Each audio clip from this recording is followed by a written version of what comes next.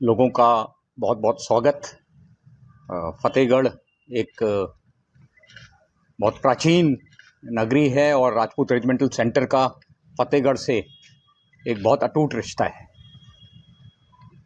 तो अगर इतिहास में जाएं तो फतेहगढ़ में पहला जो किला था वो 1720 में बना था।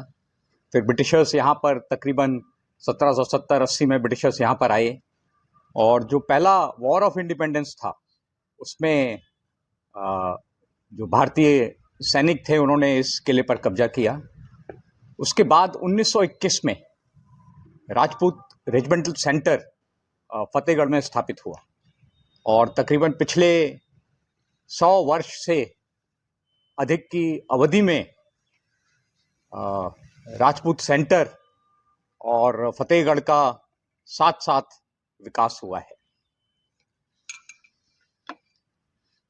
राजपूत रेजिमेंट का इतिहास बहुत गौरवशाली है। हमारे देश के जो पहले कमांडर इन चीफ थे, आर्मी चीफ थे फील्ड मार्शल करेप्पा, वो राजपूत रेजिमेंट के थे। इसके अलावा 1947-48 की लड़ाई में राजपूत के वीर योद्धा नायक यदुनाथ ने अपने प्राणों की आहुति दी थी और उनको परमवीर चक्र से सम्मानित किया गया था। उनका वॉर मेमोरियल इस साल हमने उनके जो नेटिव विलेज खजूरी शाहजहांपुर डिस्ट्रिक्ट में उसको एक बहुत बड़े पैमाने पर स्थापित किया है। इसके अलावा अभी भी वर्तमान में राजपूत रेजिमेंट की 25 यूनिट्स देश के अलग अलग स्थान पर ईस्टर्न लद्दाख से लेकर अरुणाचल तक देश की सीमाओं की रक्षा में, देश की रक्षा में कार्यरत हैं। ऑप सिंदूर में हमारी बहुत सी यूनिट्स ने बहुत उत्तम प्रदर्शन किया और उसमें से एक यूनिट के commanding officer colonel Anil Kumar यहाँ पर मौजूद है हमारे साथ, जिनकी यूनिट ने जम्मू क्षेत्र में दुश्मन के कई ठिकानों को बर्बाद किया और बहुत क्षति पहुंचाई। इसके अलावा हमारी रेजिमेंट के कुछ बहुत उम्दा, बहुत ख्याति प्रसिद्ध खिलाड़ी भी आज हमारे साथ यहाँ पर मौजूद हैं। सबसे पहले मैं आप लोगों को कर्नल बडवार जो हैं,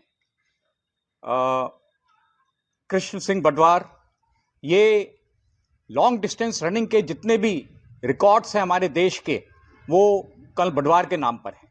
इनका नाम Guinness book, Limca book, London book, international awards की जो भी किताबें हैं उनमें इनका नाम दर्ज है और इन्होंने तकरीबन एक बहुत अभी पिछले दिनों उन्होंने 51 किलोमीटर 60 दिन लगातार तक, यानी कि हर दिन 51 किलोमीटर दौड़ के 3000 किलोमीटर से ऊपर की यात्रा कन्याकुमारी से लेके ऊपर कश्मीर तक पूरी की।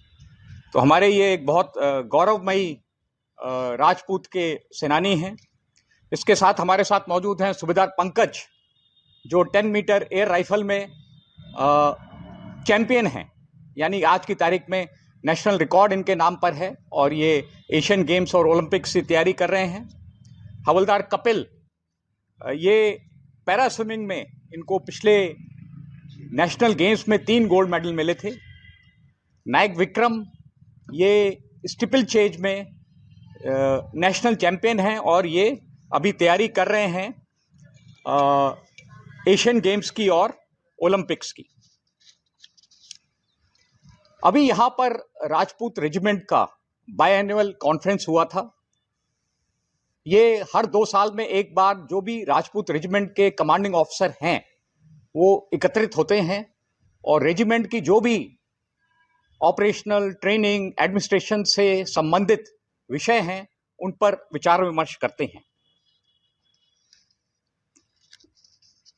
मेरा सौभाग्य है कि वेस्टर्न आर्मी कमांडर होने के साथ साथ मैं राजपूत रेजिमेंट का कर्नल ऑफ द रेजिमेंट भी हूं, पर अभी से कुछ समय पश्चात मैं ये कर्नल ऑफ द रेजिमेंट का पदभार जनरल शाही साहब को सौंपने जा रहा हूं। जनरल शाही साहब हमारे इंडियन आर्मी के एक अभूतपूर्व अधिकारी हैं और वर्तमान में ये आर्मी वॉर कॉलेज मऊ में कमांडेंट के पद पर स्थापित हैं। अंत में मैं आप सभी लोगों को बहुत बहुत धन्यवाद देना चाहूँगा और आपके माध्यम से फतेहगढ़ का जो आवाम है, यहाँ की जो जनता है, यहाँ के निवासी हैं, उनको भी धन्यवाद देना चाहूँगा कि उन्होंने हमारे सेंटर का हर समय हर परिस्थिति में साथ दिया है। और फतेहगढ़ की जो ऐतिहासिक नगरी है, आरआरसी की जो पावन भूमि है, उसको मैं शत शत नमन करता हूँ और एक बार फिर आप सभी लोगों को बहुत बहुत धन्यवाद देता हूँ। Thank you very much. Thank you. सबसे पहले तो ये है कि हमें जो हमारी ऑपरेशनल रेडीनेस है उस पर कॉम्प्रोमाइज़ नहीं करना है, क्योंकि हमारे देश पर चाहे वो नॉर्दर्न बॉर्डर्स हो, चीन के साथ जो हमारी सीमा है, या पश्चिमी बॉर्डर्स हो, खतरा लगातार बरकरार है। तो ये जरूरी है कि हम अपनी ऑपरेशनल प्रिपेयर्डनेस में कमी ना आने दें।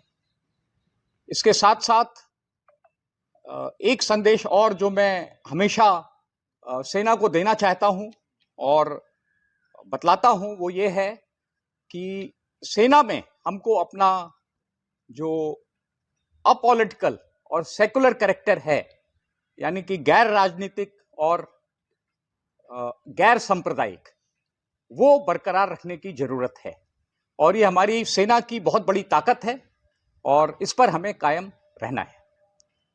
सर, ज्यादा खतरा आप किधर से देखते हैं, एलसी से या एलएसी से? खतरा दोनों जगह से है। वर्तमान में जैसा कि आपने देखा कि पाकिस्तान ने पहलगाम में कुछ दुस्साहस किया था, आतंकवाद की कार्रवाई की थी, जिसका हमने ऑपरेशन सिंदूर में बहुत मुंह तोड़ जवाब दिया, पाकिस्तान को बहुत बड़ी शिकस्त दी। पर चीन की सीमा पर भी हमें सावधानी बरतने की जरूरत है। तो दोनों सीमाओं पर हमको सावधान रहने की आवश्यकता है। पहलगाम घटना में सर क्या कुछ इंटेलिजेंस फेल्योर की बात सामने आती है? पहलगाम एक बहुत मानना ये कहना चाहूंगा कि बहुत दुखद घटना थी और जो भी इस घटना के जिम्मेवार थे, हमने उनको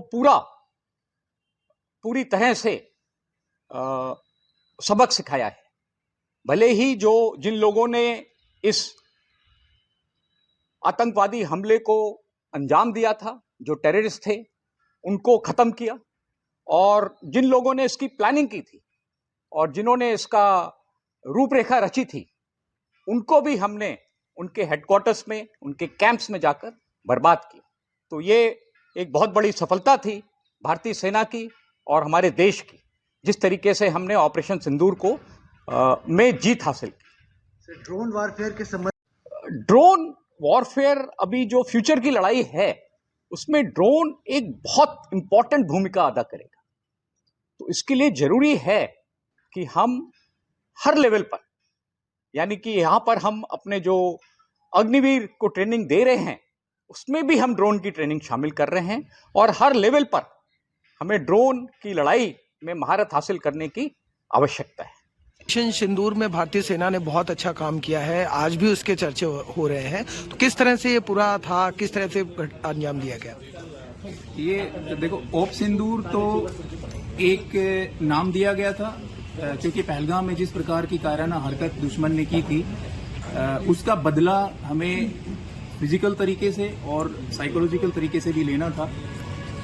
जिस प्रकार से हम तैयारी करते हैं, हमारी जो तैयारी साल भर रहती है, उस तैयारी को अंजाम देने के लिए ये एक बहुत अच्छा हमारे पास समय था और हमने उसको एग्जीक्यूट किया।